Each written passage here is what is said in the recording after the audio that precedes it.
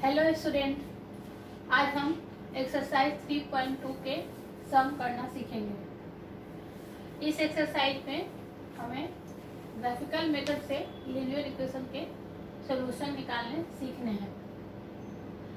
उसके लिए सबसे पहले हमें ये जानना जरूरी है कि लीनियर इक्वेशन के जब हम ग्राफ बनाते हैं तो वो उससे हमें क्या इंफॉर्मेशन मिलता है।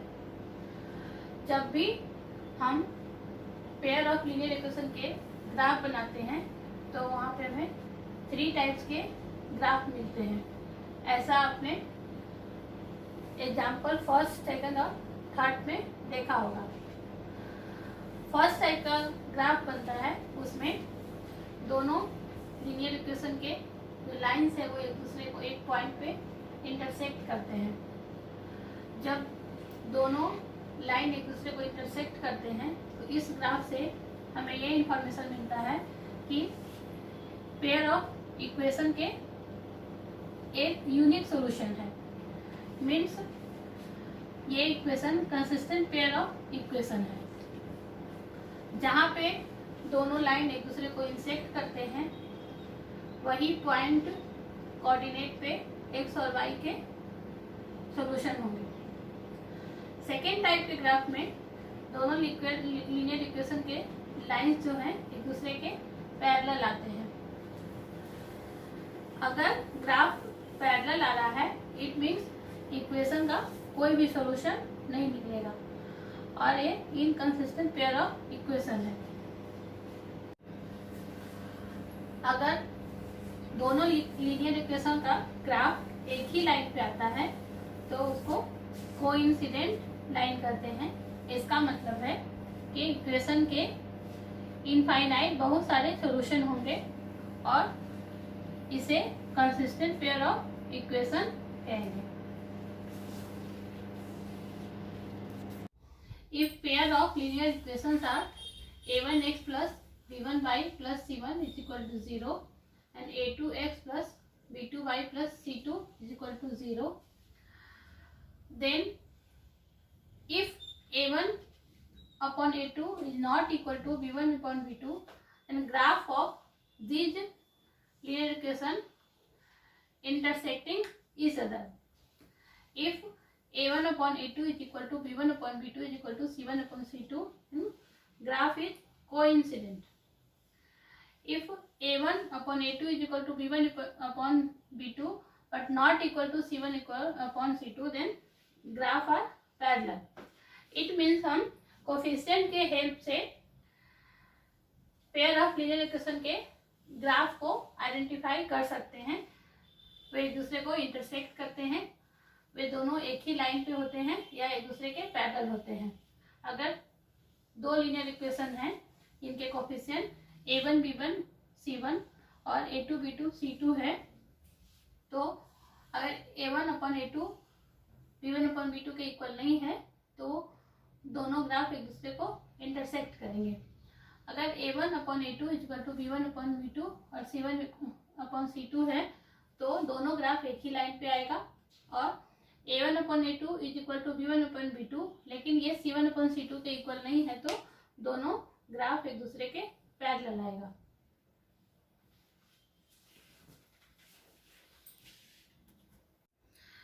एग्जाम्पल 4 में पेयर ऑफ इक्वेशन दिए हुए हैं।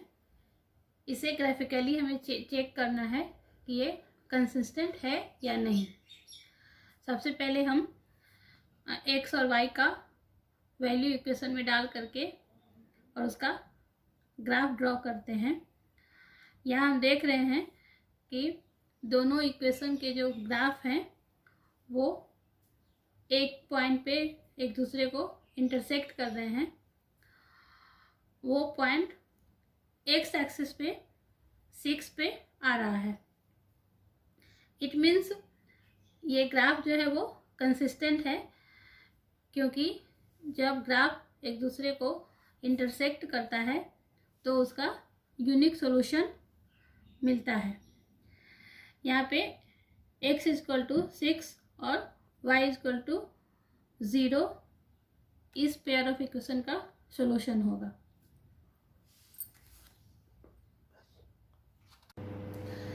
एग्जाम्पल 5 में दो लीनियर इक्वेशन दिए हुए हैं। यहाँ सेकेंड इक्वेशन को जब हम सॉल्व करते हैं तो वो फर्स्ट इक्वेशन के जैसा ही होता है। इसका मतलब दोनों इक्वेशन के जब हम ग्राफ ड्रॉ करेंगे तो सेम लाइन पे आएगा, मीन्स वो कोइंसिडेंट होगा। इसका मतलब इक्वेशन फर्स्ट और सेकेंड के इनफाइनाइट मेनी सॉल्यूशन होंगे। एग्जाम्पल 6 में एक जो क्वेश्चन दिया हुआ है उसको सॉल्व करके हम पेयर ऑफ लीनियर इक्वेशन बनाते हैं। y equal to 2x minus 2 and y equal to 4x minus 4। इसको सॉल्व करके जब हम ग्राफ ड्रॉ करते हैं तो ग्राफ एक दूसरे को इंटरसेक्ट करता है x एक्सिस पर पॉइंट 1 पे। इस ग्राफ के हेल्प से हमें x और y का वैल्यू फाइंड हो जाता है। जब ग्राफ x एक्सिस पे एक दूसरे को इंटरसेक्ट कर रहा है, it means x equal to 1 and y equal to 0 होगा। इस तरह से ग्राफ के हेल्प से हम लीनियर इक्वेशन को सॉल्व करके x और y का वैल्यू निकाल सकते हैं। अब हम एक्सरसाइज 3.2 का फर्स्ट सम सॉल्व करेंगे। 10 students of class 10 took part in the mathematics quiz. If the number of girls is 4 more than the number of boys, find the number of boys and girls who took part in the quiz. Standard 10 के 10 student mathematics quiz में participate कर रहे हैं। Number of girls number of boys से 4 ज़्यादा है। यहाँ पे हम एज्यूम करेंगे number of boys equal to x and number of girls equal to y। Therefore, x plus y equal to 10 और x plus y minus 10 equal to 0। ये हमारा फर्स्ट इक्वेशन फॉर्म हो गया। अब सेकेंड कंडीशन है कि number of girls जो है वो नंबर ऑफ बॉयज से 4 ज़्यादा है, means y equal to x plus 4 और x plus 4 equal to y और x minus y plus 4 equal to 0। ये हमारा सेकेंड इक्वेशन फॉर्म हो गया। अब x और y का वैल्यू फाइंड करके हम उसका ग्राफ बनाएंगे।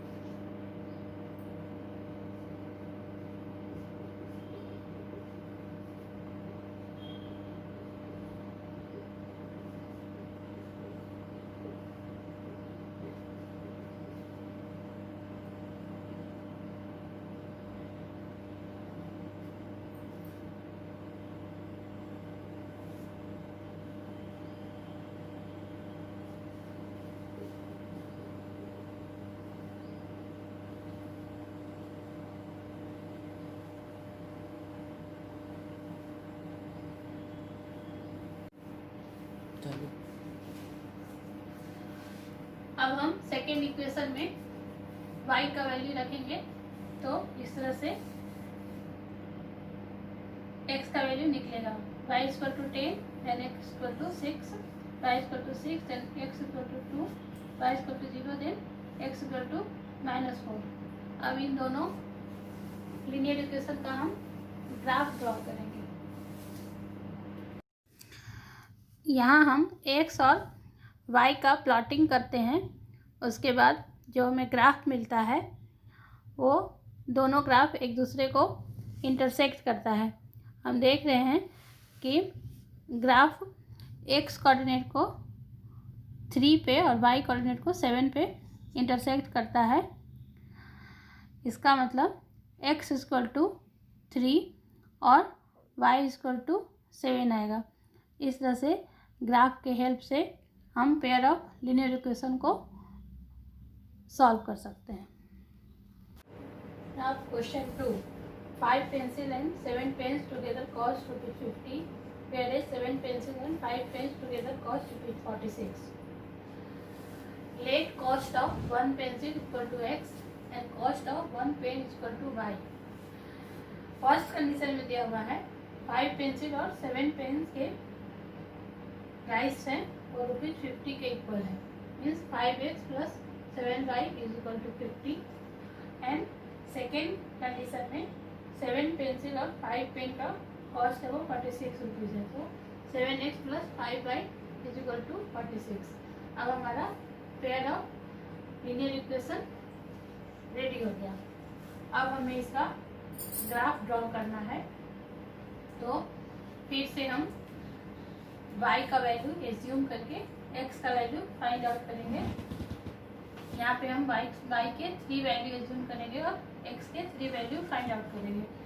सेकेंड इक्वेशन के लिए भी हम ऐसा ही करेंगे और फिर इन वैल्यू के हेल्प से दोनों लीनियर इक्वेशन का ग्राफ ड्रॉ करेंगे।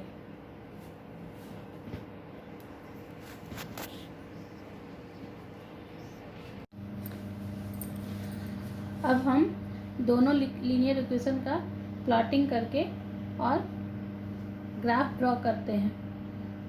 जब हम ग्राफ ड्रॉ करते हैं तो दोनों ग्राफ एक दूसरे को इंटरसेक्ट कर रहा है। दोनों ग्राफ एक दूसरे को x कोऑर्डिनेट पे 3 पे और y कोऑर्डिनेट पे 5 पे इंटरसेक्ट कर रहा है, इसलिए यहाँ x का वैल्यू ₹3 और y का वैल्यू ₹5 होगा। इस तरह से इंटरसेक्टिंग ग्राफ के हेल्प से हम लीनियर इक्वेशन इन 2 वेरिएबल्स के वैल्यू को फाइंड आउट कर सकते हैं। लीनियर इक्वेशन के कोफिशिएंट को कंपेयर करके ये पॉइंट आउट करना है कि ये लीनियर इक्वेशन इंटरसेक्ट कर रहे हैं एक दूसरे को, पैरेलल है या कोइंसिडेंट है। हमारा फर्स्ट लीनियर इक्वेशन है 5x minus 4y plus 8 equal to 0 and 7x plus 6y minus 9 is equal to 0। यहाँ पे हम दोनों लीनियर इक्वेशन का कोफिशिएंट पहले लिखेंगे। a1 equal to 5, b1 equal to -4, c1 equal to 8, a2 equal to 7, b2 equal to 6, c2 equal to -9। हम यहाँ पे देख सकते हैं कि a1 अपॉन a2 अगर b1 अपॉन b2 के इक्वल नहीं है तो पेयर ऑफ लीनियर इक्वेशन का ग्राफ है वो इंटरसेक्टिंग होगा,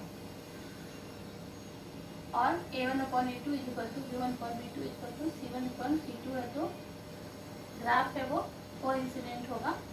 a1 upon a2 is equal to b1 upon b2 not equal to c1 upon c2 है, तो दोनों लीनियर इक्वेशन के ग्राफ है वो पैरेलल होंगे। अब हम सभी कोफिशिएंट के बीच जो रिलेशन है उसको फाइंड आउट करेंगे। a1 upon P2 is equal to 5/7 V1 is equal to V2 equal to -4/6 equal to -2/3 C1 upon C2 is equal to 8/-9। यहाँ पे हम देख सकते हैं ये सारे जो रिलेशन है वो एक दूसरे के इक्वल नहीं है, इसलिए A1/A2 not equal to P1/V2 not equal to C1/C2। इसलिए इस पेयर ऑफ लीनियर इक्वेशन का जो ग्राफ होगा वो इंटरसेक्टिंग होगा।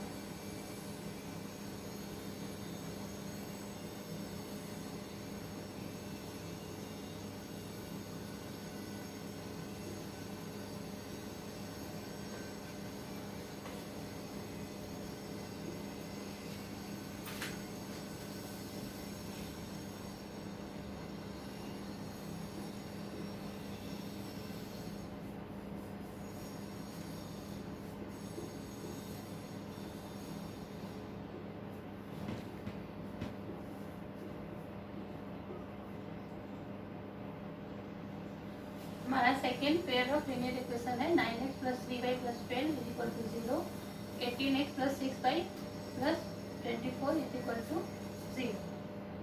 यहाँ पे A1 is equal to 9, B1 is equal to 3, C1 is equal to 12, A2 is equal to 18, B2 is equal to 6 and C2 is equal to 24। A1/A2 is equal to 9/18 is equal to 1/2,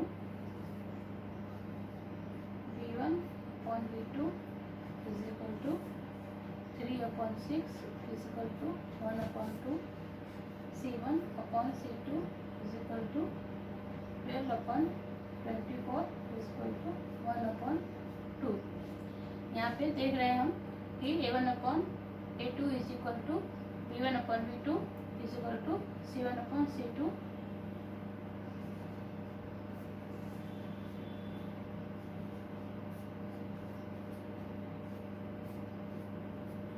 तो graph जो है वो coincident होगा।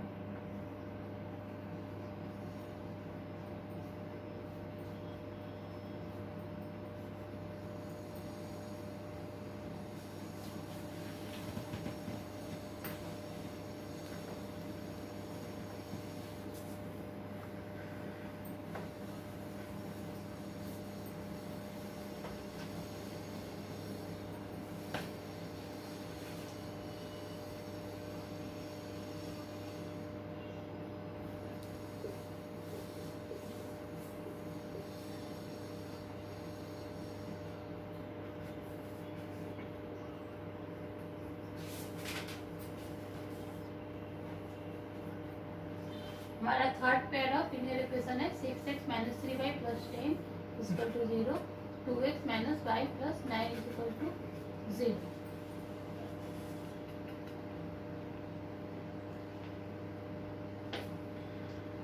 A1 is equal to 6, B1 is equal to -3, C1 is equal to 10, A2 is equal to 2, B2 is equal to -1, C2 is equal to 9. Now A1/A2 is equal to 6/2 is equal to 3, B1/B2 is equal to -3/-1 is equal to 3, C1/C2 is equal to 10/9। यहाँ हम देख सकते हैं A1/A2 is equal to B1/B2 but not equal to C1/C2। इसलिए जो graph बनेगा वो parallel होगा।